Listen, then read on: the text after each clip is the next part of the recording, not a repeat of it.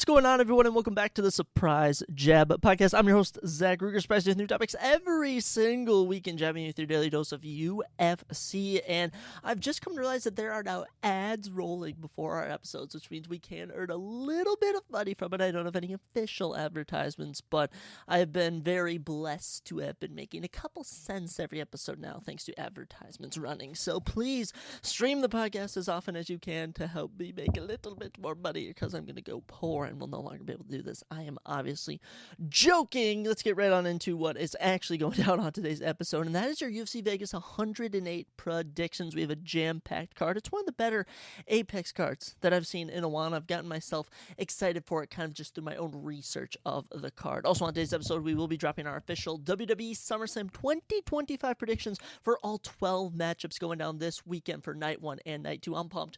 I am so pumped. It is going to be a fantastic weekend of professional wrestling. Also, we have a movie review of Fantastic Four, First Steps. I got around to watching it, saw it yesterday. I have my official review for you guys today. So, with all that, I think we should just get right on into it, you know? I mean, it's been an interesting start to the summer for Zachary, as the summer's actually coming to an end. It's flown by, and I've done a lot, but also I still don't have a job, which is kind of unfortunate. Even though I don't really want a job, I want to start a company.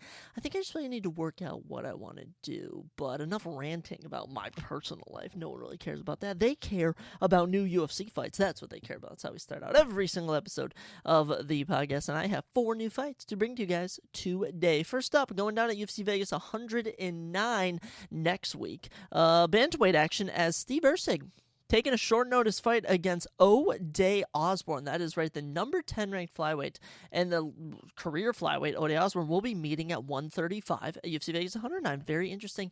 I would say this has implications for the flyweight rankings, because if O'Day Osborne does win, he'll go from unranked to number 10. But that's at bantamweight, so I don't know if they're going to weigh it differently. We'll have to see. But Steve Erceg, 3-3 in the UFC, is just looking to bounce back.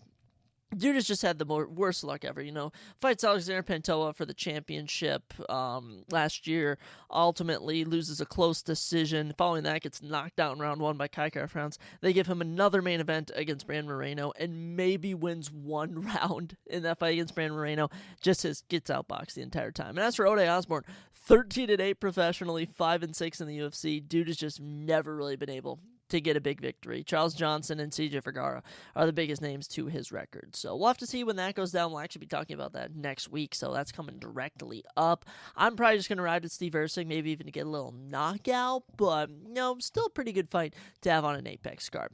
Another matchup for you, Uros Medic versus Gilbert Urbina in the men's welterweight division, going down at UFC Vegas 109 as well. Uros Medic, been at welterweight most of his career, holds a win over Tim Means and Matthew Semmelsberger, but is 4-3 as of late and just hasn't really been able to reciprocate all that magic he had when he first joined the UFC. The Serbian is 4-3 in the company, and following that, I mean, if he loses this, he might be on his way out. But he has a good matchup against the RGV Bad Boy, Gilbert Urbina. What is that nickname, Gilbert? The RGV Bad Boy? That is so random, huh? Trains out of the BMF Ranch. I have no idea what that is. Biggest win is over Orion Kosks, which is his only UFC win. I don't remember the last time he fought. He might have been knocked out by, I think, Charles Radke. To be honest, I have no idea. He is 1-2 in the company, so Gilbert Urbina is definitely going to need to win this. The biggest highlight of his career, probably almost making the Ultimate Fighter finale. I think that's all that he's really got going for him. But yes, Gilbert Urbina, Uros Medic, I would definitely ride with the Uros Medic if I could pick one of those two people. We do have 2 short notice matchups, which we're going to be talking about today. John Yanis is stepping in on short notice to fight Austin Bushy, replacing Francis Marshall. And in the main event, Hyung Sung Park is stepping in to replace Amir Albazi to take on Tetsuro Taira. That's right, Amir Albazi, the ultimate pull-out guy. There's at one point in 2023, I thought he should fight next for a title. 2 years later, this dude has never fight for a title at this point. But let's get into the final big matchup here. We'll be talking about those fights later in today's episode. The UFC Perth main event on September 27th is official. Light heavyweight action as the number 3 ranked Carlos Blackjack Goldberg takes on the number 8 ranked The Devastator Dominic Reyes. What a main event. what a main event. And immediately when everyone saw that Khalil Roundtree Jr. was fighting Jerry Prochazka, you knew that this was the next fight to be had. Dominic Reyes has worked his way back from the pits of despair, a 4-fight losing streak, knocked out in 3 straight matchups. The Ryan Spann one, the worst of them all. Took over a year off, took almost 2 years off, comes back and knocks out Dustin Jacoby in round number 1. I actually remember watching that live at some restaurant with my buddy. That was crazy. Then comes out, finishes Anthony Smith in dominant fashion, and most recently in this year, knocked out Nikita Krylov cold with a Conor McGregor, Jose Aldo look-in knockout. He is back. He's on a momentum streak, and 15-4, 3-fight finish, knockouts. I mean, dude, Dominic Reyes coming in with tons of momentum, but Carlos Ulberg, this dude is on an 8-fight winning streak. He's 12-1 professionally, 8-1 in the UFC, and most recently knocked out Jan Blachowicz. Knocked off Jan Blachowicz. He beat Jan Blachowicz. He did not knock him out whatsoever. I will say the Jan Blachowicz and Volkan Ozdemir fights haven't been very Carlos Ulberg knockout-ish, but he's been impressive. He's outboxed them both, and I'll be excited to see how that matchup goes down when it takes place. But yes, Carlos Ulberg, Dominic Reyes is the biggest fight we've had announced since we last spoke about new fights being announced. But let's talk about a new movie that was recently announced and came out, and I saw it, and I have my thoughts on what I think about it, and that is the Fantastic Four First Steps. That is right, ladies and gentlemen. The latest movie in the MCU recently came out, and I saw it yesterday, and I predicted going in, you can go watch my TikTok at the Zach Ruger, I predicted that it would be an 8 out of 10, and I also gave it a 7.8 out of 10. I thought it was a very good movie. I think one of my favorite things about this movie is they don't try and introduce a ton of characters. They really keep it simple to, you have the villain, you have the villain's little henchwoman, you have the 4 Fantastic Four main cast, and that's about it.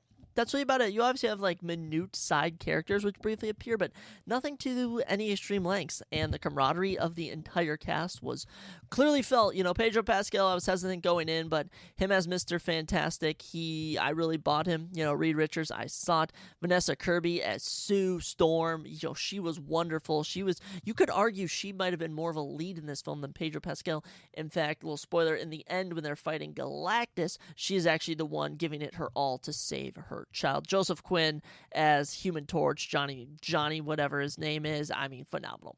Just phenomenal. And of course, you had the Thing played by oh my gosh, he's not even listed. I was reading off the cast. They don't even have the guy who plays the 4th biggest name in the film listed. Unreal. Where is it? Eben Moss Bachrach plays Ben Grimm. Well, what's Eben even been in? Dude is not getting any love promotionally for this film whatsoever. And I thought he played an amazing role. Oh, he's in The Bear.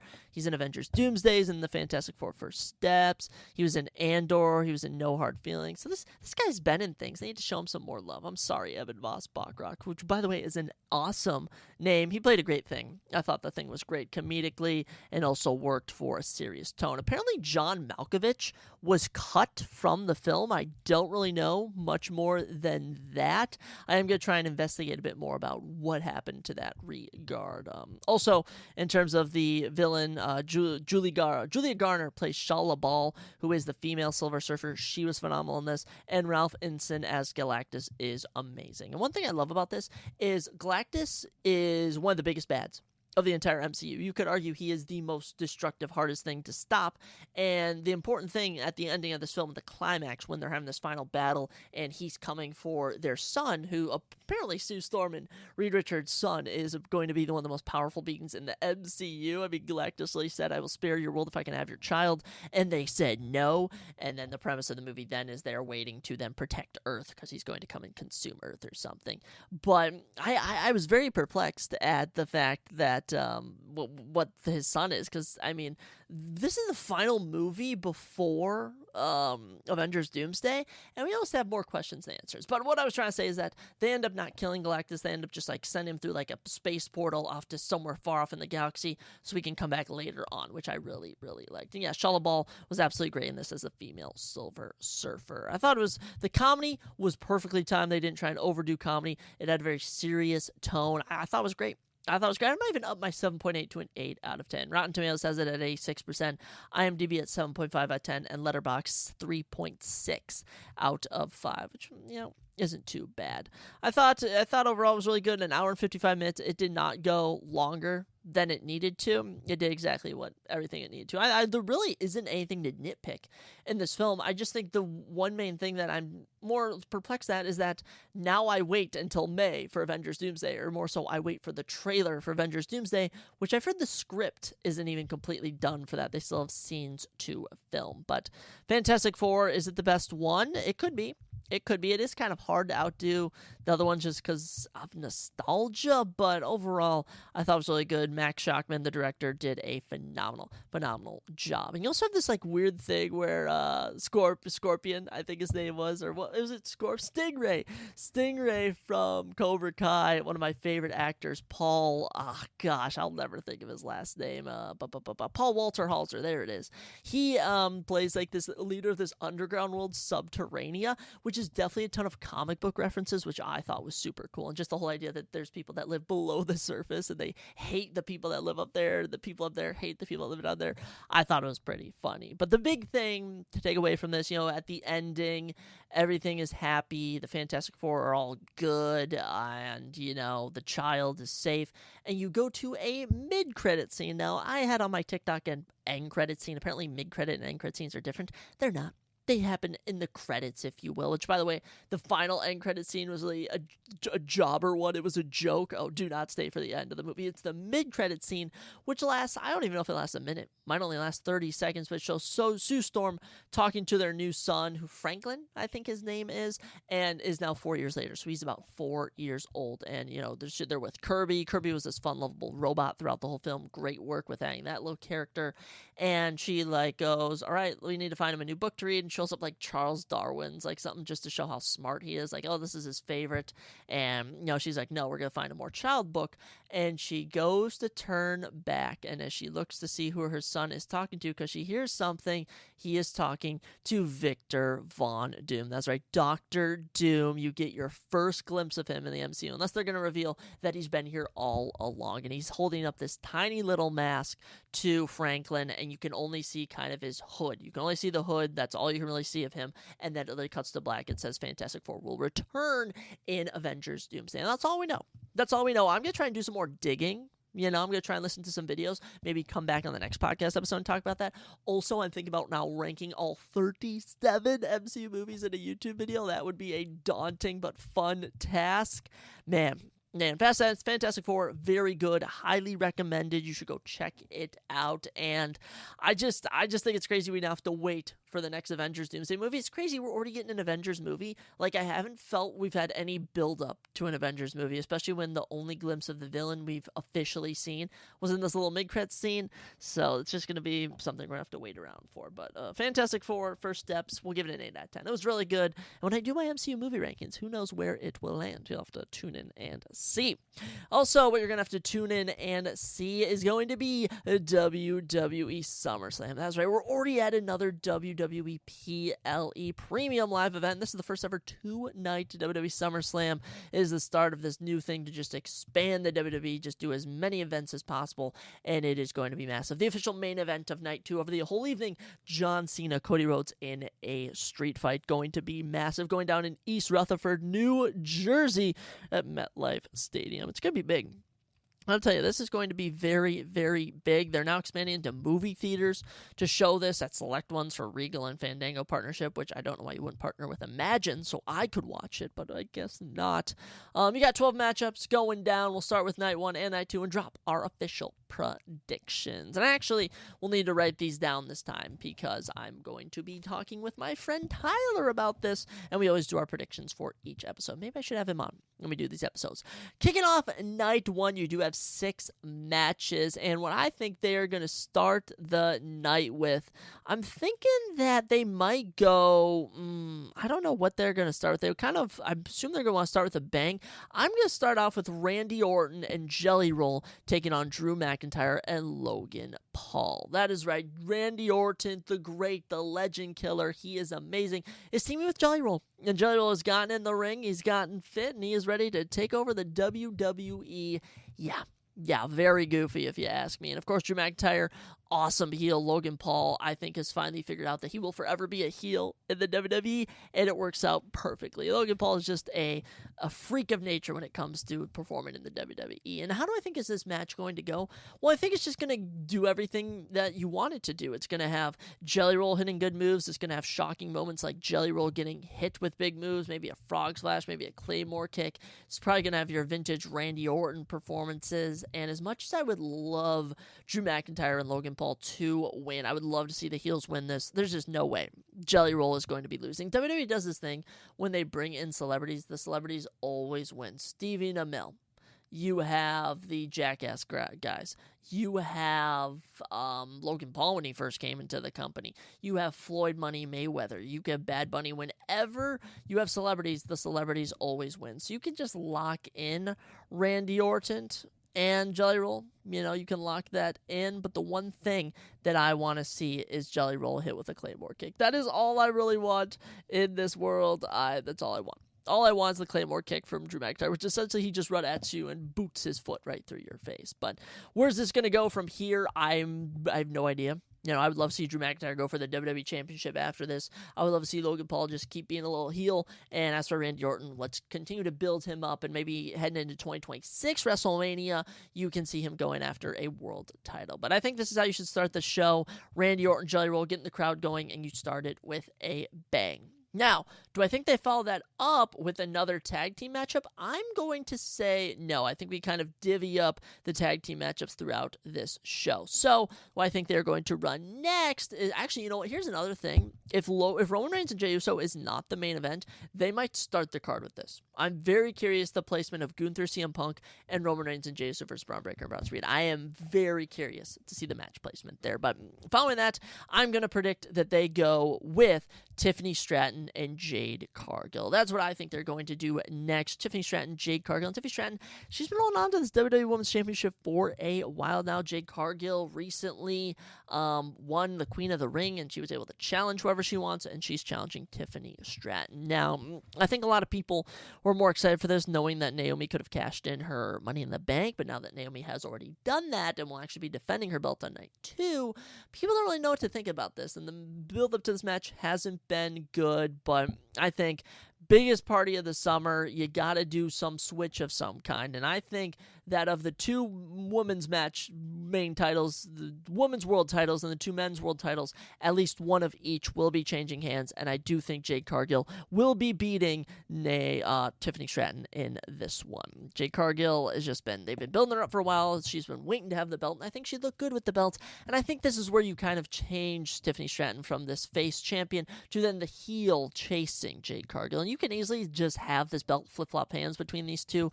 If there's just a one-off feud, then you can have something else take place, but I think Jade Cargill winning the belt will be another shocker to open the evening. I could also see, by the way, this opening night 1 and Jade Cargill winning. I could definitely see that. But my prediction, Jade Cargill beats Tiffany Stratton. There really isn't any shenanigans you can have unless Bianca Belair gets involved, but I don't see that happening at all. Following that, we will go with the Judgment Day, taking on Charlotte Flair and Alexa Bliss to defend their WWE Women's Tag Team Championships. And people have already been saying Liv Morgan is returning this weekend. If Liv Morgan does return, it's either going to be to help Dominic Mysterio or presumably to cost the Judgment Day Raquel Rodriguez and Roxanne Perez. And I think they've been good champions. I really think they have Raquel and Roxanne. Them retaining at WWE Evolution was a shocker, a much-needed shocker, but this is where you have a change take place. Charlotte Flair, Alexa Bliss. I don't know where the matches are going to be made on this card, but I do think that they will be walking out as your new women's champions for the tag team. It's just they need to. They need to. If you want to legitimize these two who hate each other, it's almost like a Kane and Daniel Bryan Team Hell No type of situation. Charlotte Flair and Alexa Bliss have just kind of revitalized the love for these two. You know, there's just something when you have veterans like them. They aren't like legends like John Cena, like CM Punk yet. They're sort of just the kind of repetitious women that we've seen for so long. For them to actually feel important, it really makes these belts seem more important. And they've done it with Becky Lynch going after the IC title, and now I think they need to do it with the tag team titles by having Charlotte Flair and Alexa Bliss win, and I do think they will win, and I think it will be very entertaining. So Charlotte Flair and Alexa Bliss to dethrone Raquel Rodriguez and Roxanne Perez to win the WWE Women's Tag Team Championship, and wherever Liv Morgan's able to return, she can feud with Roxanne Perez, and I think that will be very entertaining. Following that, we're going to go with Sami Zayn taking on Karrion Kross in the next matchup, and I do think that this matchup hurts. Okay, this matchup is kind of an L if you're asking me, for one reason: there's no stipulation. Why is there no stipulation for this? Why did we have them feud at WWE Night of Champions without a stipulation where they should have had one, and they still don't have one here, and they're not SmackDown superstars? We saw their final interaction on this past episode of Monday Night Raw, and there's just nothing really to do in terms of adding a stipulation unless you want to do it on social media. So I would love to see Karrion Kross win, but Karrion Kross is forever going to be the Chad Gable of, we would love to see this guy get a championship, and the WWE will just never give him a championship. That's just as true as it can get. So I'm going to have to go with Sami Zayn to win. There just isn't much there to do. I'd love to see Sami Zayn use some heelish tactic, perhaps. Maybe just kind of show that he is kind of caving into what Karrion Kross wants to do, is basically turn him evil. But if Karrion Kross wins, that would be phenomenal. I would absolutely love that. But I'm just going to go with Sami Zayn winning. But if Karrion Kross wins, I will be more than overjoyed. They always give Sami Zayn the wins. They just always do. I swear unless we're talking about Braun Breaker at last year's SummerSlam, but right now Sami Zayn is more on a chasing chase than he is of being the guy being chased. So Sami Zayn to defeat Karrion Kross, but we're going to add a little unhappy face because I would love to see Karrion Kross win. With that, we get into what I think could be the second to last matchup. It depends how you want to position the matchups on this card, because in reality you have two main events. So we're going to go with what I think will not be the main event, but what they might run either at the start. I don't really know if it's a middle type of thing. It's Roman Reigns and Jey Uso versus Braun Breaker and Bronson Reed. And if this match main events, let me just tell you, if this match main events, you are going to see something massive happen. I'm just telling you right now, if this match main events, something massive is going down. And now, I won't know that until they officially announce it, so I can always change my predictions until then. But on Wednesday, July 30th, I, have to just analyze what I think, and that is that I think this isn't going to be the main event. Now, on this past episode, you had Braun Breaker and Bronson Reed standing tall, and there is a thing in the WWE and professional wrestling. If you haven't watched it for a while, it's usually who's ever standing tall at the end of a regular program is usually the one who loses in the actual match on the PPV, PLE, whatever you want to call it. And Braun Breaker and Bronson Reed destroyed these two, Roman Reigns and Jey Uso. They really did. They ran through them. And you also had this weird segment where Paul Heyman was trying to convince Jey Uso that Roman Reigns wasn't someone to be followed. So are we seeing a Jey Uso heel turn here? Is he joining the faction now that Seth Rollins is gone?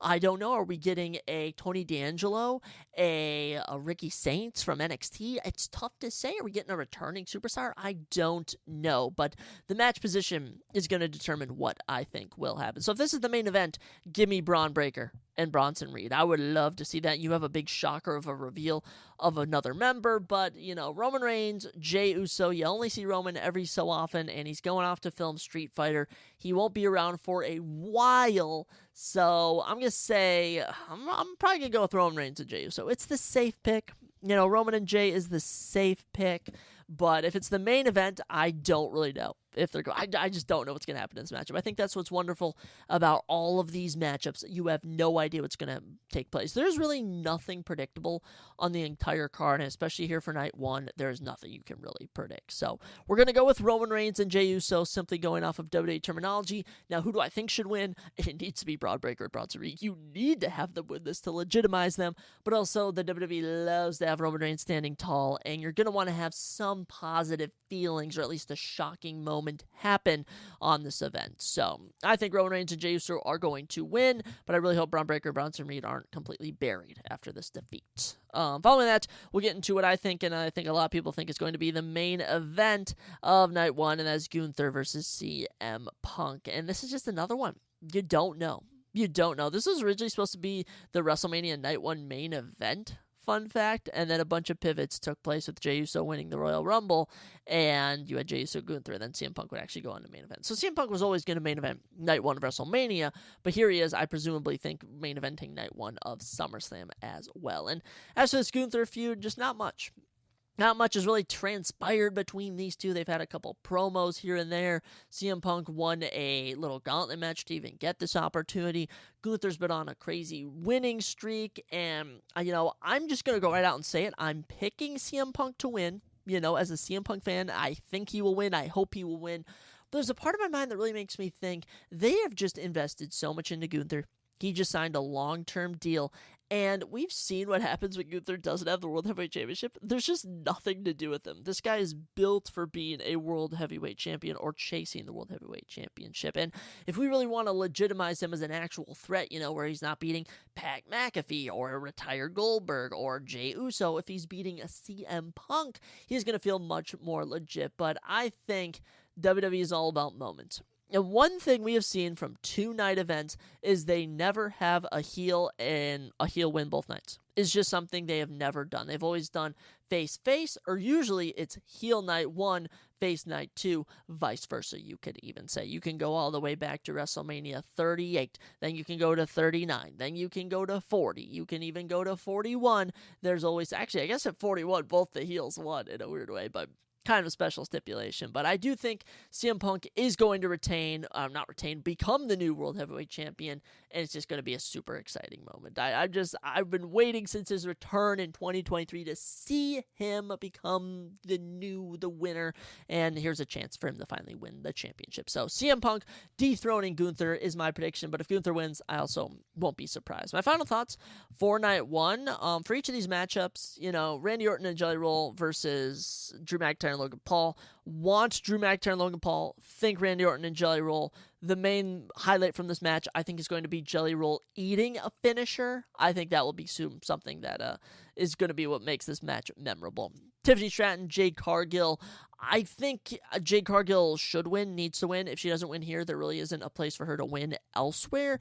And as for Tiffany, I think she can rebuild herself much better as a heel after losing. In terms of shockers, there really won't be anything. I will be a bit surprised if Tiffany retains, though. I'll say I will be a bit more surprised if she wins as opposed to if Jade Cargill wins. Judgment Day beating Charlotte Flair and Alexa Bliss, yeah, that would shock me. If they have Charlotte Flair and Alexa Bliss lose again, I definitely think they're just burying these two, and they're going to start a solo feud. Sami Zayn and Karrion Kross, if Karrion Kross wins, I'll be so surprised. I'll be rooting Karrion. I'll be cheering for Karrion. I think the crowd agrees with me. We got to pick Sami Zayn to win that one. No real shockers in that one, except for if Karrion Kross actually wins. Roman and Jay versus Braun and Braun. I think there is just so much fantasy booking you can do here. It's almost impossible to actually make a prediction. So I just want entertainment. I want great wrestling, and I want moments that are going to be memorable when we look back on SummerSlam. And as for CM Punk and Gunther, give me a good match. Give me no interferences. Give me CM Punk hating to go to sleep on Gunther, or better yet, submitting him with the Anaconda Vice. That's why I hope ends night number 1. Now with that, we get into night number 2 of SummerSlam, and you can argue night 2 is better than night 1. Now I do think people are kind of hating on this card. I think SummerSlam's massive. I think this is truly the biggest SummerSlam we've done in a while, and they have loaded it up. So, how are they going to open night 2 of SummerSlam? Well, I think it's a repetitious formula from WrestleMania to SummerSlam. You have another triple threat match for the Women's World Championship. Open the show and steal the show. Naomi, Rhea Ripley, Io Sky. Give it to me all day, and it's Naomi. It's got to be Naomi. Naomi did not just win the undisputed, not the Women's World Championship, to lose it to Rhea Ripley and Io Sky. That is not happening. No. Rhea Ripley and Io Sky are not losing. In fact, I would love to see Rhea Ripley get pinned by Naomi, for goodness sakes. Naomi's going to use her heel antics to win, and I will say the biggest shocker will be if Rhea Ripley or Io Sky win, because it would just signify that WWE thinks nothing of Naomi, which I do not think is the case. So, Naomi beating Rhea Ripley and Io Sky to open the night. It could be match of the night, match of SummerSlam, similar to how the women stole the show at WrestleMania 41. I think it's a perfect way to open up this card. Following that, what do you do next? I don't really know. I'm going to predict that this spot goes to Dominic Mysterio and AJ Styles. And similarly, I think Dominic is going to retain. I would love to see AJ win. I really would. AJ Styles having the Intercontinental Championship would be so fun, but AJ's been kind of getting the better of Dom this whole feud. There's the rumors that Liv Morgan's going to return, similar to how Dom returned to help her beat Rhea Ripley last year, and I just think you're going to have Dominic defeat AJ Styles. And it will finally be a legit name on Dom's record instead of Penta or Octagon Jr. or anyone like that. So Dominic, AJ Styles, it should be a very entertaining matchup. I'm actually really excited for this one, and I do think Dominic will retain. Should be very good, and make sure to keep it on your radar. Now, what is next? I don't know. This might actually be the opener here, but let's talk about it. The 6-pack TLC match for the WWE Tag Team Championship. The match placements of this has to be very careful, because this is clearly going to steal the show. A 6-pack match, TLC, for the Tag Team Championship. You got the Wyatt Six, your current champions. You got Andrade and Rey Fenix, this new tag team. You got DIY, Johnny Gargano, Tommaso Ciampa. You already know them. You got Fraxium, Motor City Machine Guns, the Street Profits, all legit tag teams, and it's just a flip of the coin on who we think is going to win. I mean, it could literally be anyone. It really could be anyone. I could see the Wyatt Six retaining. You know, they're not really, Dexter Lewis and Joe Gacy aren't necessarily high flyers, but they can kind of sneak in at the last moment, just kind of powerhouse their way to winning. Andrade and Rey Fenix, they're high flyers. They're also powerhouses. They can do it all, and they recently won a number one contendership matchup that ended up turning into this TLC 6-man match. You also have them as a new tag team, and Andrade and Rey Fenix with the belts would be perfect. You also have DIY. DIY would be a perfect candidate. We already know that they're good. Now, I would more so like to see Johnny and Tommaso Ciampa reignite their NXT Black and Gold feud, so I don't really think DIY is walking away with this. Fraxium, brand new tag team, called it from NXT. They would do wonders with the belts. Motor City Machine Guns, don't really see it. They're a legendary tag team. I would love to see them get their pay-per-view moment, but I don't really see it there. And as for the Street Profits, they recently held them. I mean, you could easily give them the belts back, but I think it's down to the Wyatt Six retaining, Andrade and Rey Fenix, and Fraxium. And honestly, I'm going to go with Fraxium. I got to do it. I would love to see Fraxium win the belts. It would legitimize them so much. I don't think WWE is going to pull the trigger, but with 6 teams, I've got to go for a wild prediction. So I'm going to go with Fraxium to become your new WWE Tag Team Champions. But my second pick would probably be the Wyatt Six. Third pick, Andrade and Rey Fenix. But I do think this will steal the show, so we're going to put it as the third match on night number 2, just to kind of throw it in the middle.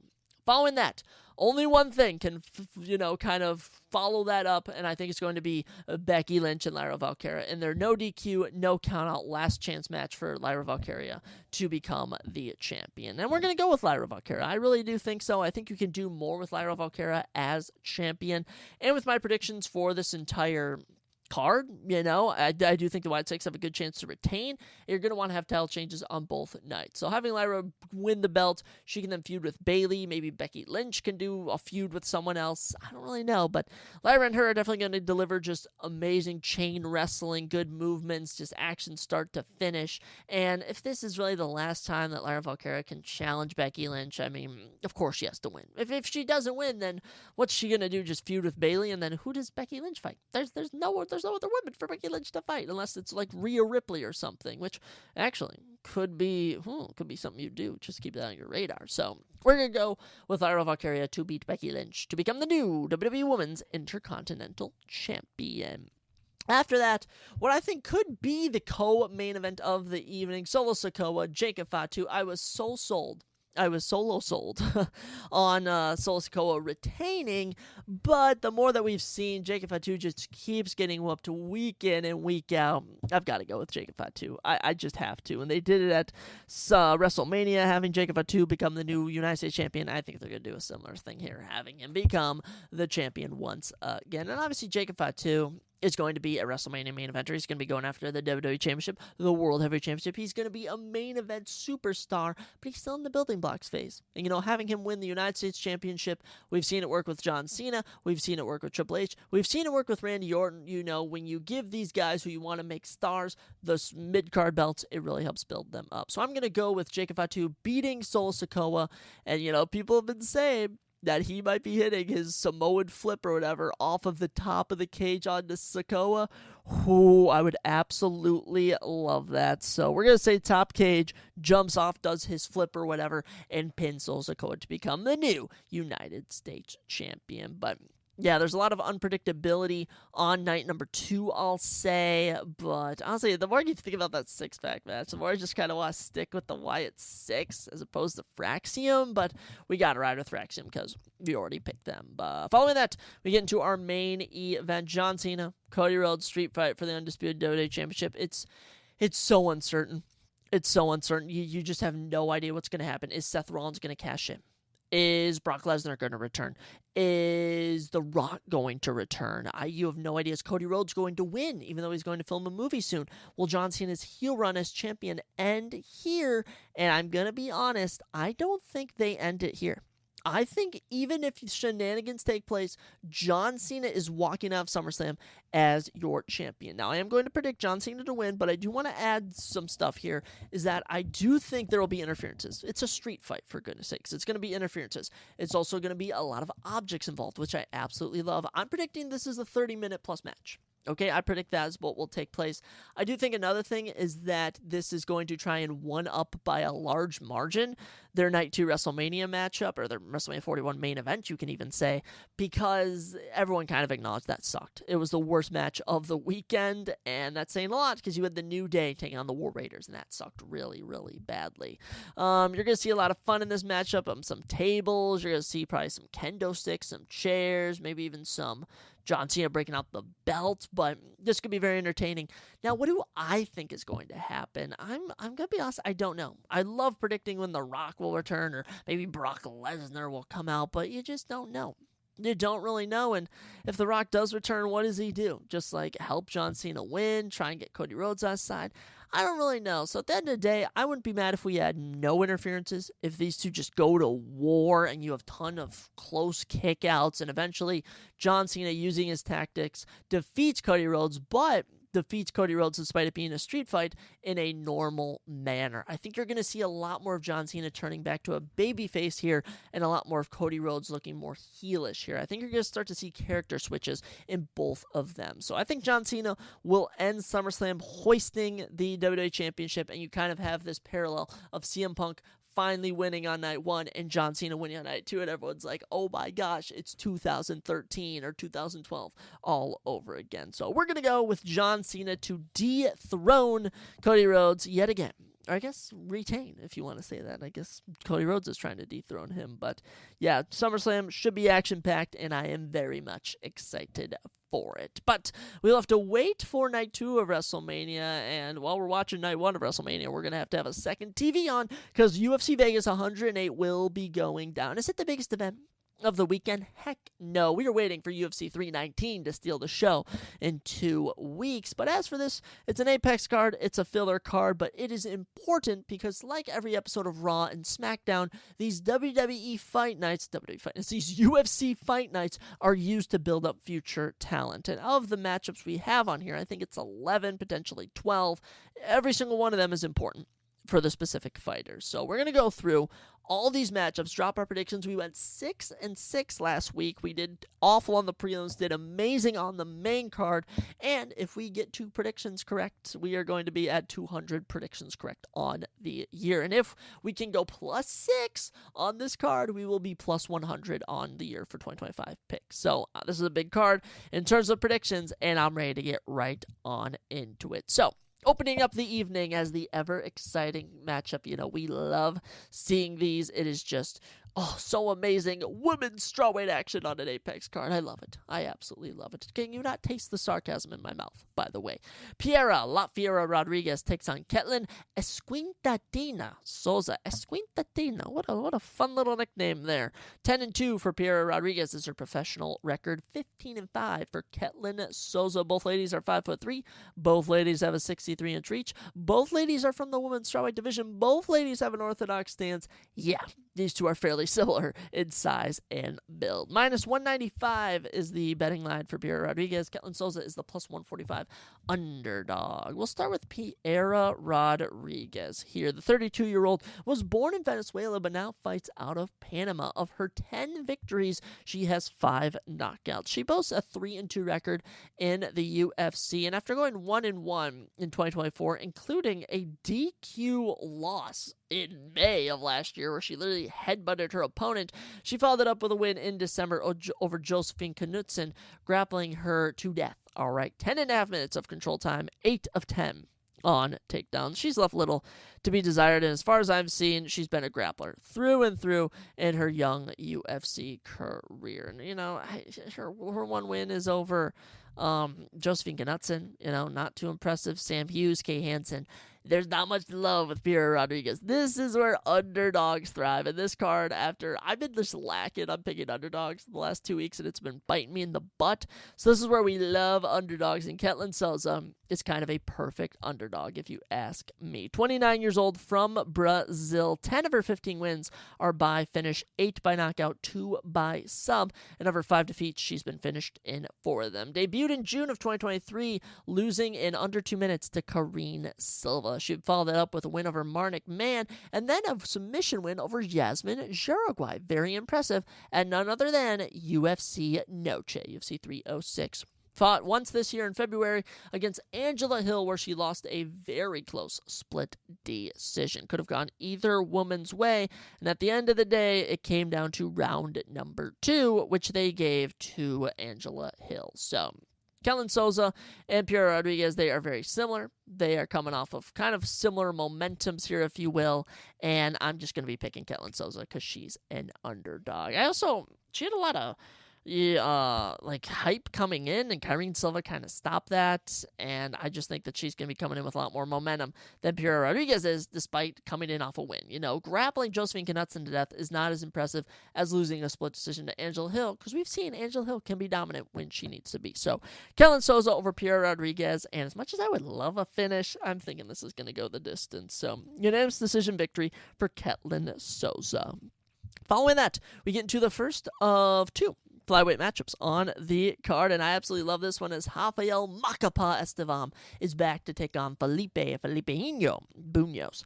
Rafael Estevam 13-0, undefeated. Felipe 14-7. 1 inch in height for Rafael, 5'8" to 5'7". Both men have a 69-inch reach, and both men stand in the orthodox fighting position. Rafael minus 500 is a massive, massive favorite on this event. Felipe Buños plus 350.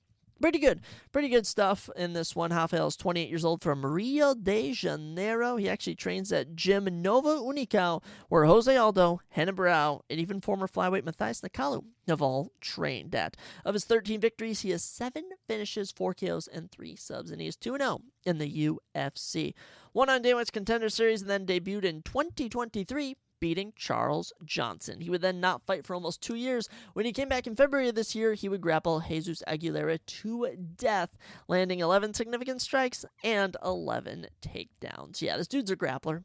All right, this dude is a grappler, and when you can grapple at flyweight similar to heavyweight, it's just works. It does numbers for you, and Rafael Estevam has done it successfully so far, but he's taken on a man in Felipe Buños who is looking to get back some momentum when he fights Rafael Estevam. 35 years old is Felipe Buños, the underdog, trains at Gym Pitbull, that is right, with Patricio Pitbull, who recently beat Dan Ige, just to let you know. Of his 7 defeats, he's been finished 3 times. He was actually supposed to fight Andre Lima on this card, but Andre Lima unfortunately had to pull out. Another great rising prospect in the men's flyweight division. His debut in 2024 against Joshua Van didn't go well. Joshua Van absolutely destroyed him, but in this year, in January, he submitted Jose Johnson in round number 1 in 2 minutes. So I do think if Rafael Estevam is going to lose, this is a perfect spot for him to lose, but do I think he's going to lose? No, I do not. I got Estevam here. He's a minus 500 favorite. He's undefeated, and I think he's just going to grapple him. I think Estevam just grapples Felipe Buños into the dirt. Felipe throws up maybe a couple submissions, but that's about all you can get. So we're going to go with Rafael Estevam over Felipe Bunez. Next one up, featherweight division. This one very short notice as Austin Bashi will be taking on John Giannis. Austin coming in minus 700. John Giannis plus 400. And yes, we mentioned earlier, Austin Bashi was supposed to fight Francis Marshall. Instead, he'll be taking on the short notice man in John Giannis. 13-1 record for Austin, 9-3 record for John Giannis. 1 inch in height for Giannis, 1 inch in reach for Bashi, and both men are in a similar position standing-wise in the orthodox position. Actually, John Giannis is southpaw, funny enough. Austin Bashi is the younger guy, 23 years old from Michigan. 8 of his 13 wins by finish, 3 KOs and 5 subs. And yes, he did lose his first professional fight earlier this year to none other than the prospect killer, Christian Rodriguez. But I mean, everyone loses to Chris Rodriguez. All men must bow to Christian Rodriguez. It's just a staple. Now, Austin did win round 1, but then eventually learned that, yeah, you're going to lose multiple rounds to Christian Rodriguez. He did win on Davis Contender Series in September of last year. Got a rear naked chokehold, but yeah, didn't really have much going for him when he fought Christian Rodriguez, and he'll look to get that momentum back against John Giannis. John Giannis, 31 years old from Texas, is currently riding a 3-fight winning streak. All those wins coming by knockout. He does have 5 knockouts of his 9 career wins, and of his 3 losses, he's only ever been submitted once. His last win was in May, and he got a round 4 TKO over Nick Aguirre. Nick Aguirre is actually a UFC veteran who once fought none other than Peyton Talbot. Look, John Giannis getting a big opportunity here, but one thing I've noticed is that people who take short notice fights are not having success this year unless they're absolute killers. So we are going to ride with Austin Bashi, another decision here. I think this is going to be a draining start to this Apex event. I got grappling for Kettling, grappling for Estevam, and grappling for Austin Bashi. That's just how I think the night's going to start out, and I would love to see Austin Bashi maybe get John Giannis out of there with a submission, but the kid's younger, the kid is somehow more experienced, so we're going to ride with Austin Bashi. Next up, middleweight division. We're moving up in weight here as Nick Blue Collar Klein takes on Andre Puliev. Nick Klein 6-2. Andre 9-3, 6'4" to 6'1", 3 inches in height for Puliev. He also has 1 inch in reach, 78 to 77. Southpaw with the left for Andre, orthodox with the right for Nick the Blue Collar Klein. What a fun little nickname for Nick the Blue Collar. And odds have been close all week. It's been around minus 115 each. Recently, I checked today, and Nick Klein is now a small underdog, so I would probably lean him more knowing that. Nick Klein is 29 years old from Wisconsin. He trains at Pura Vida BJJ, same gym as number 15th ranked bantamweight Montel Jackson. He's gotten 5 of his 6 wins by finish, 2 KOs and 3 subs, and both of his losses he has been finished by TKO. Recently won on Davis Contender Series in October last year, 37-second rear naked chokehold. Debuted on short notice, I want to preference short notice, in Seattle, and lost a round 2 TKO to Mansour Abdul Malik. But I do want to preface that Mansour Abdul Malik is a killer. An absolute killer. So let's not hold that against him too much. In that one, he was actually able to take down Mansour in round number 1. Funny enough, actually probably won round 1, if I'm being honest, over Mansour Abdul Malik before having to stand on the feet and getting absolutely knocked out. So we know Nick likes to grapple. He's gotten it done before, and as a short underdog, he's a good betting pick. His opponent, I was about to say the man who actually beat Andre Puliev last time, Christian the Red Duncan, but his opponent is Andre Puliev, 27 years old from Russia, 7 of his 9 wins by finish, 5 KOs, and 2 subs. He also won on Davis Contender Series last year, but he didn't get a finish. He did debut earlier this year in London, and he lost to Christian Leroy Duncan, and he just got outstruck in that one. Just little to be loved. I mean, just didn't even throw. I mean, round 1, 4 significant strikes. Round 3, 2 significant strikes. Dude was just not throwing. So I don't really have much to go off of for Andre Puliev. I mean, there just really isn't. And this, with Nick Klein being a small little underdog, I think he's a juicy little pick right there. So we're going to go with Nick Blue Collar Klein, and better yet, I'm going to say Nick gets a round 2, round 1 submission. Round 1 submission for Nick Klein. I like it. Let's do it. We have nothing to lose. And by the way, it's middleweight, so it's probably going to be a bit more entertaining than the fights beforehand. Sticking with the middleweight division for our next contest, you have the minus 220, the BJJ Hunter, some may say, Rodolfo Vieira, as he takes on the plus 180 underdog, Tresean Mr. Vicious Gore. Rodolfo 10-3, 6-3 is Tresean Gore. Both men are 6 foot, 2 inches in reach for Tresean, 75-73 switch stance for Gore. Vieira has the orthodox fighting position. Yeah. Rodolfo, Tresean, run-of-the-mill middleweight matchup here. But winner needs a win. The winner definitely will need to win this one if he wants to remain relevant in the UFC. Rodolfo Vieira is 35 years old, from Brazil, and has 10 wins. He also has 10 finishes, 1 KO, and 9 subs. He is 18-6 professionally in his grappling career. And since coming over to the UFC, he has since gone 4-3. So this is going to be 5-3. My bad. This could be a must-win for him. It really is. And I do want to say his only losses, Anthony Hernandez in 2021, Chris Curtis in 2022, and Andre Petroski earlier this year. And the Andre Petroski one was just kind of a close decision at the end of the day and wasn't really that entertaining. Some were even saying that Vieira should have won.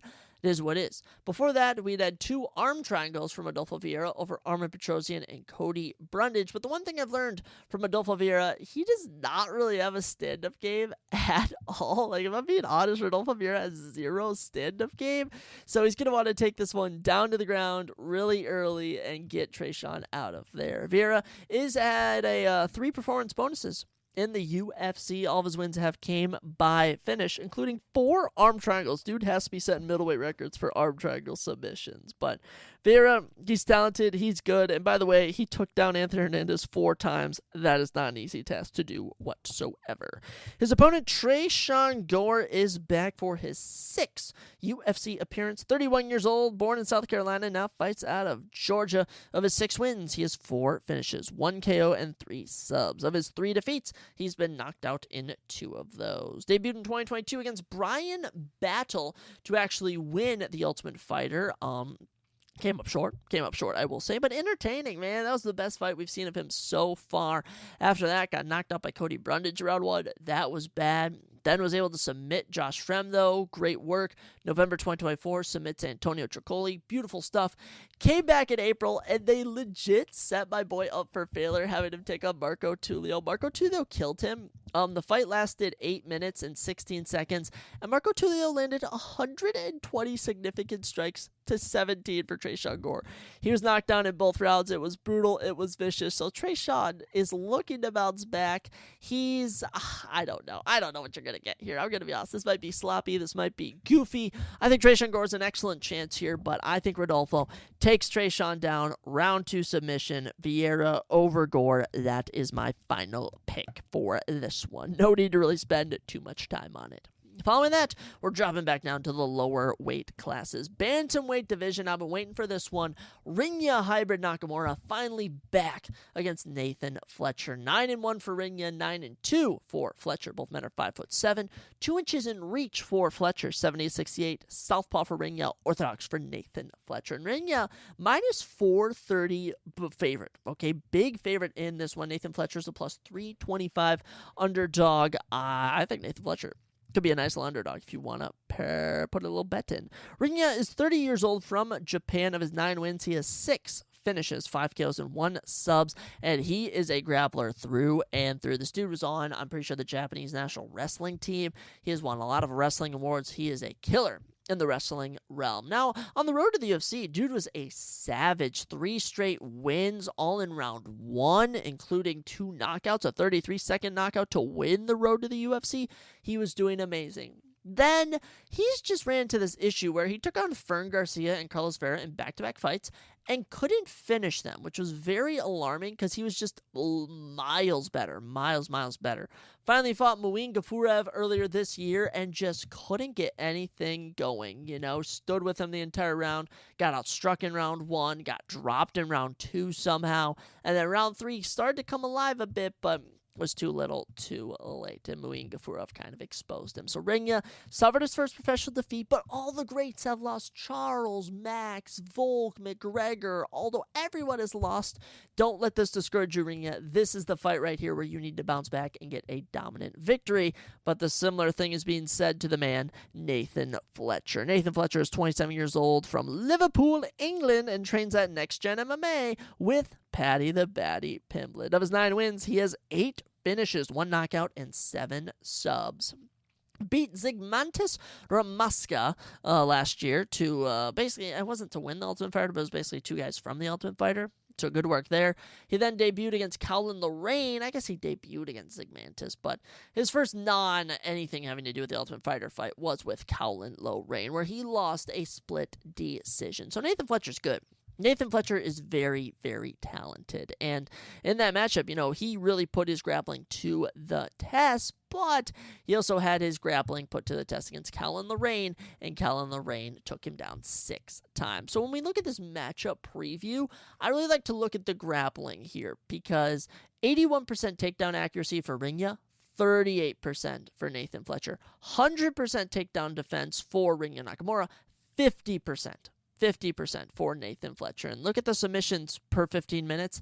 1.5 submission attempts per 15 minutes for Ringya, 0.7 for Nathan Fletcher. So I'm going to go with Ringya Nakamura to win here, and I think he needs to really kick it into gear here, and I think you're going to see a Ringya Nakamura submission. That is right, Ringya Nakamura submitting Nathan Fletcher. Yeah, that's what I'm going with. But at the same time, these are 2 younger guys, if you will, 30 and 27. They're young for MMA standards. I do think that Nathan Fletcher could pull off the upset, but I am going to ride with my boy, Ringya Hybrid Nakamura. Loved him since he began. He just needs to get back to his knockout ways, and I think a submission here will put him on the right track. Getting into what I think is either going to close the prelims or open the main card, featherweight action as Danny El Puma Silva takes on Kevin El Chino Vallejos. Danny Silva 10-1, Kevin 15-1. This fight is a treat. 4 inches in height for Danny El Puma, 5'11 to 5'7. Also has 2 inches in reach, 70 inches at 68. Both men fight in a switch stance position. Danny Silva plus 345 is a big underdog, minus 470. That is right, Kevin Vallejos coming in. He is a mighty favorite. Danny El Puma Silva, 28 years old from California, is currently riding a 4-fight winning streak. Of his 10 victories, he has gotten 5 by knockout. Other than that, nothing really much. Lost his lone fight by decision. Danny Silva, 2-0 in the UFC. Both of them split decisions. Not really much to be loved, Couldn't put away Lucas Almeida. Couldn't put away Josh Kuliabaum. I don't know. I just don't know what to do with Danny Silva. If I'm being honest, he's fought on both Apex cards. He's yet to get out of the Apex, and he ain't getting out here. So Danny Silva, 28, good for him. Does train at Bloodline Combat with Cub Swanson, so there's a fun fact about him. He's trained with Cub Swanson before. His opponent, Kevin Vallejos, is coming in with a bit more momentum, if I'm being honest. Kevin is 23 years old from Argentina, also riding a 4-fight winning streak. Now, of his 15 wins, 13 finishes, 11 KOs, 2 subs. Kevin is coming in on back-to-back round 1 finishes.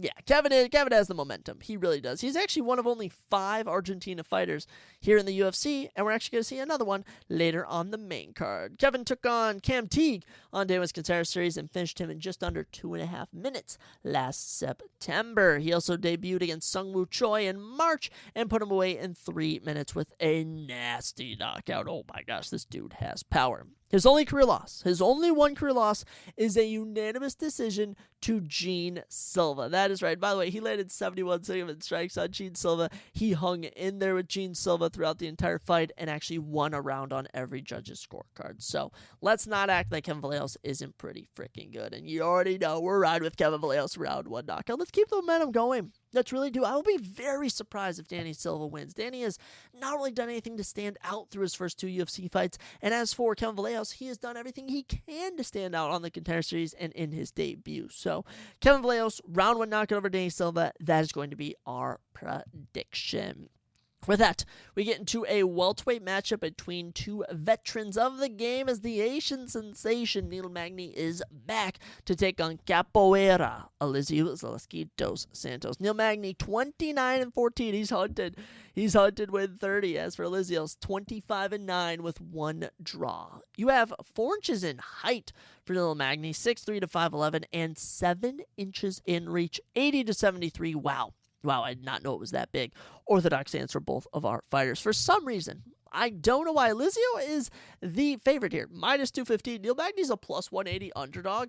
I don't even know if I want to get into the fight. I just want to say I'm hammering Neil Magny in this. Like, this has got to be the easiest Neil Magny as an underdog. We're picking him that we've had in a while. But we'll talk about this first. So Neil Magny recently unranked after losing to Carlos Prates and after Kevin Holland and Daniel Rodriguez have all been having their wins and up downs. So the 37-year-old from Illinois does have 12 of his 29 wins by finish. So not really a finishing machine. 8 by KO, 4 by sub. Of his 14 defeats, he has been finished in 10 of them, including 6 by sub, 4 times by knockout. And he trains at PVP Muay Thai with Muslim Salikhov, Miranda Maverick, and Rockwell Pennington. So Neil, we've known about him for a while. Dude has been with the company since 2013. He actually has the most wins in welterweight history in the UFC.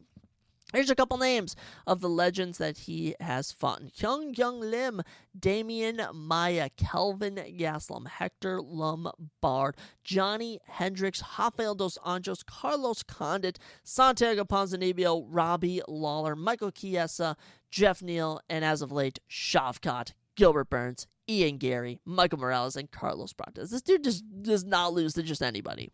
He really does not. And let's not hold him. He's 1-4. He's been knocked down round 1 his last 2 fights. They've had him fight Michael Morales and Carlos Prates. The UFC knew what they were doing. They set Neil Magny up to get absolutely trounced. And 2024, he did get knocked out by 2 contenders, but he also finished Mike Mallon. Okay, so let's not hold that against him too much. Magny is yet to fight in 2025, so this will be his first fight. But I do think he's hunting very hard for win number 30, and he has a great opportunity to do it here when he takes on Capoeira Elizeu Zaleski dos Santos, 38 years old, somehow older than him, from Parana, Brazil. He has 18 of his 25 wins by finish, 15 KOs, and 3 subs. Out of his 9 defeats, he's been finished 4 times. Been with the UFC since 2015. He's also fought in some tough names along the way. Nicholas Dalby, Li Jing Liang, Sean Strickland he holds a win over, Max Griffin, Alexei Kunchenko. He's a pretty good fighter if you ask me. He's also beaten Benoit Saint-Denis as of late, Abukar Nurmagomedov. He actually retired from the UFC, took Renat Fakhrizadeh to a draw. He's been pretty good. Now, 2024, lost the decision to Randy Brown, pretty boring. Then knocked out this guy named Zachary Scrogan, who was like 22. Took a fight on short notice. Just a really green guy he knocked out. And then last time he fought in March of this year, Chidi Njoku knocked him out with a nasty knee. I mean, it was bad. I have not seen him ever put out like that. Even when Li Jing Liang finished him, it was nowhere near this bad. So Zaleski dos Santos rushing back after 5 months, looking to get back at it, and we'll see if he can do it here. I don't know if I'm actually going to give this one to him because Neil Magny, I just think Neil Magny's had to fight Michael Morales, Ian Gary, and Carlos Prates his last 4 fights. I mean, that's just not fair. That's not fair whatsoever. So we are going to go with Neil Magny to win this by decision. I think a pretty handsome decision. I think he's going to outbox him, land some takedowns, use some clinch work, and he's just such an easy underdog to rock with. So Neil Magny over Elizeu Zaleski dos Santos is my prediction. And with that, we get into 2 of the 3 fighters ranked on this card. That is right. There are only 3 fighters ranked on this entire card. And are they heavyweights? No. Are they light heavyweights? No. Are they lightweights? Absolutely not. You get to go to the women's bantamweight division, the best division in the UFC. And guys, I don't know. I just actually have a breaking announcement. I have not looked at the UFC rankings in a while. They removed the women's pound for pound rankings. Interesting. This is very interesting. This was updated yesterday. They removed the women's pound for pound rankings. I didn't even realize that. Have we even looked at any updates since the last card? I hate to just completely interrupt this, but we have actually a ton of updates. Arnold Allen is actually now ranked number 5. Umar Nurmagomedov is tied at number 1 with Sean O'Malley. Wow.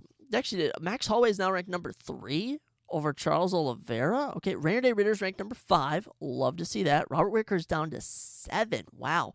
Gilbert Burns is up to 10. Daniel Rodriguez is up to 13. Bogdan Guskov is up to 10. Martin Boudet is up to 12. Tabitha Ritchie's up to 7. Love to see that. Amanda Hebus down to 10. And yeah, son of a gun, you do not have a women's pound for pound anymore. I think they realized it was kind of a joke, and it's gone. It is all gone now. But getting back on track, the number 10 ranked Carol Rosa takes on the number 12 ranked Nora Canole in the women's bantamweight division. I'm still shocked by that. Wow, it caught me off guard. The things you see live when you're looking at things. Carol Rosa coming in minus 170, 30 years old. 18-7. Nora Canole, she is plus 140. The underdog, 35 years old, 9-2. 5'7" to 5'5", 2 inches in height for Nora. 67-inch reach for both ladies. Orthodox stance for both ladies. I've always fought in that women's bantamweight both ladies. Yeah, they're pretty similar. Good matchmaking, I'll give you this. Carol Rosa trains at GAEA with Jessica Andrade and Denise Gomez. Of her 18 wins, she has 6 finishes, 4 KOs and 2 subs, and of her 7 defeats, she's been submitted twice by submission. That's right. Of her 25 professional fights, she's gone the distance in 17 of them. Yeah, pretty brutal.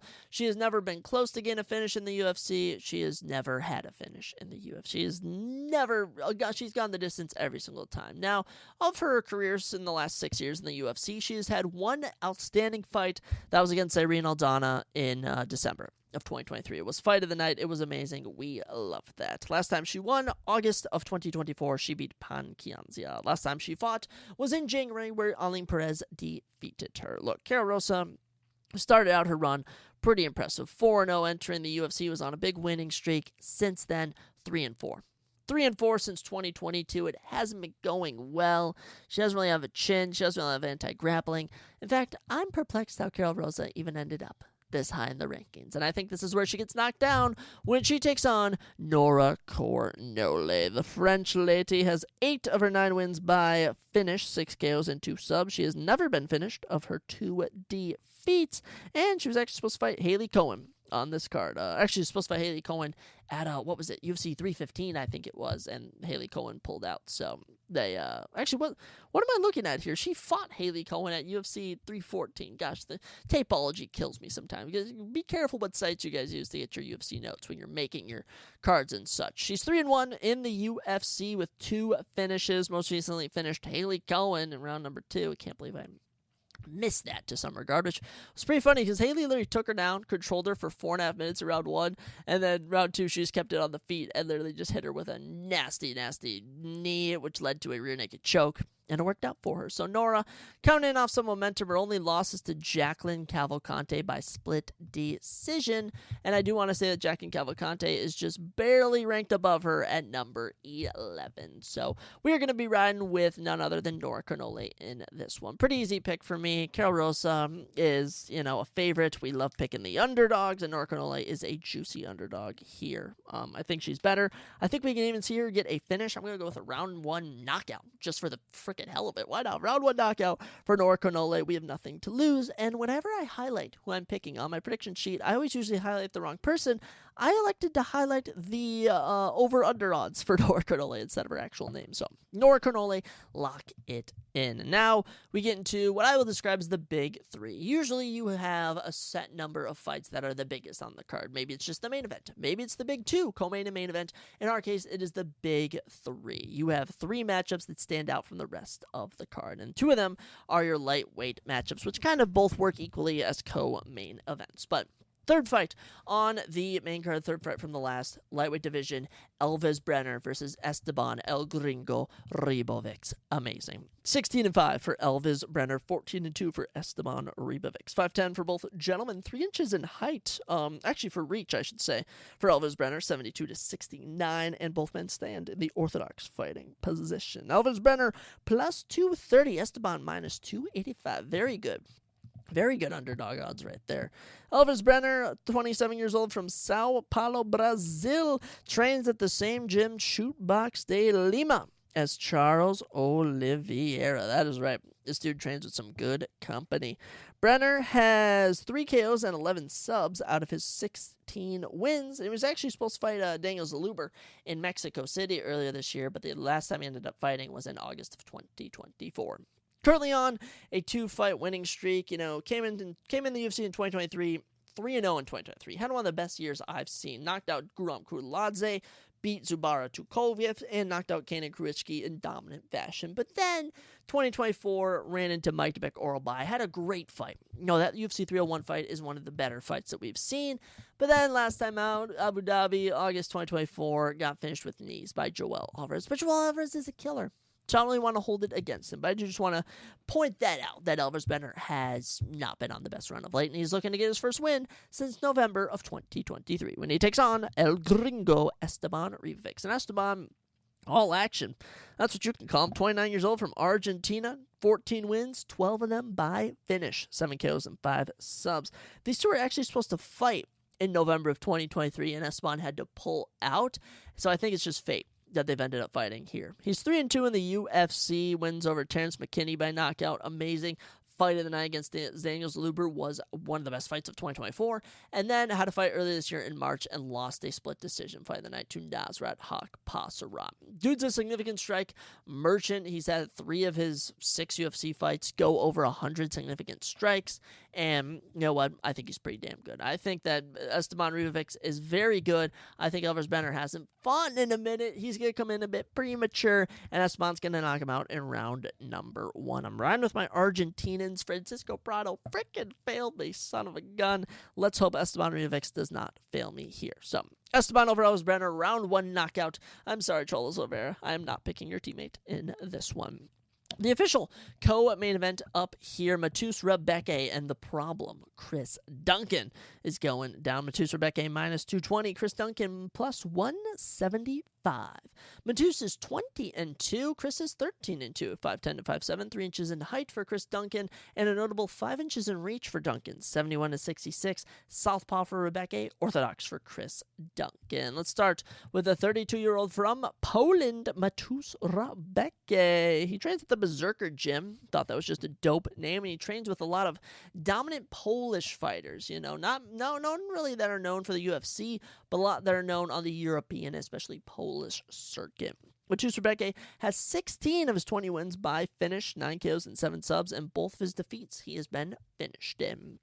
Coming in right now, he is currently 4-1 in the UFC. Has a knockout of Loic Rabozov, had a submission of Roosevelt Roberts. And then in May of 2024, ran into a fight with Diego Vieira, which was just tough. All right, he was dominating Vieira and lost it with literally 9 seconds left in the fight. Heartbreak. Followed that up, split decision, fight of the night, UFC 308 in Abu Dhabi against Majtbek Oralbai. So Matus Rebecca is coming in off of a win, a fight of the night nonetheless. He's coming in with a lot of momentum. And dude is always in a dogfight. I kid you not. This dude is just always in it. His last 2 fights have been absolute wars, and I don't think it's going to be any easier here when he takes on the problem, Chris Duncan. Chris is 32 years old as well, from Scotland. Trains at ATT, American Top Team. They have so many gyms all around the world. Dude trains with a lot of legit competitors. 10 of his 13 wins are by finish, 7 KOs and 3 subs, and both of his losses he has been finished in. Knocked out by Vyacheslav Borshev on the Contender Series in 2021, and knocked out by Manuel Torres in February of 2024. Other than that, he's beaten Omar Morales and Yala Ashma both by decision. His last 2 fights on his little 2-fight winning streak, both of them guillotine chokes. Last one out in March, he submitted Jordan Vucevic. Actually dominated Jordan Vucevic, however you say his name. And Jordan Vucevic was a dominant force in Cage Warriors. And, Chris Duncan made him look silly. So Chris Duncan, gonna look to take this one down to the ground if you ask me. But I think Matus Rebecca has no problem there. We're going to ride with Matus Rebecca in this one. I think Matus is good. I don't really want to hold that one lone decision loss to, not even decision, last second loss to Diego Ferreira. That was just a war. He gassed out. Not much you can do there except work on improving your cardio. So Matus over Chris Duncan. I'm going to go with a round 3 knockout. Round 3 knockout for Matus Rebecca, probably from a little ground and pound action. But with that, we dive into our main event of the evening, and it has one ranked man, none other than the number 6 ranked Tatsuro Taira in the men's flyweight division. He takes on the Peace of Mind, Hyung Sung Park. Tatsuro 16-1, Hyung Sung Park 10-0. Both men are 5'7", 4 inches in reach for Tatsuro, 70-66, and both of these young gentlemen stand at the orthodox fighting position. Tatsuro minus 400 on the odds, plus 250 for Hyung Sung Park. And this is just short notice. You know, we were supposed to see the number 4 ranked Amir Albazi, but no, Amir had to go out and get himself hurt or whatever, so Tatsuro will now be left to fight the unranked Hyung Sung Park.